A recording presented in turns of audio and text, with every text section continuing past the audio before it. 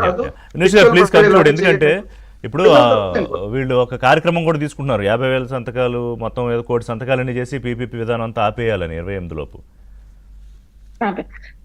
రిషి గారు, మనం చూసాము ప్రభుత్వాలు అనేవి మారుతుంటాయి కానీ అభివృద్ధి అనేది ఆగకూడదు.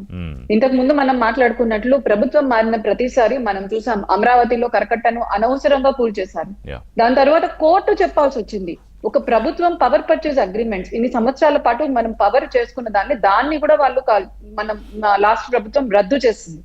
ఇంతే కాకుండా ఆఖరికి పేదలకు అన్నం పెట్టే అన్న క్యాంటీన్లను కూడా రద్దు చేస్తుంది. కానీ కూటమి ప్రభుత్వం అధికారంలోకి వచ్చాక మనము ఒక్కటి కూడా వాళ్ళు చేపట్టిన కార్యక్రమాలను ఏది కూడా రద్దు చేయలేదు. ఆఖరికి రిషికొండలో వాళ్ళు కట్టిన అద్భుతమైన ఆ భవనాన్ని కూడా, అంటే ప్రజల డబ్బును దుర్వినియోగం చేసి కట్టిన దాన్ని కూడా మనం కూల్చలేదు. దాన్ని ఏ విధంగా మనము ప్రజల కోసమే వాడుకోవాలని ఆలోచన చేస్తున్నాం. అదే ఈ వ్యవహారం మీద 2 అంశాలు, ఎక్కువ టైం లేదు. ఒకటి కేసులు, రెండోది ఈ కోటి సంతకాల మీద ఏంటి ప్రోగ్రామ్ అని.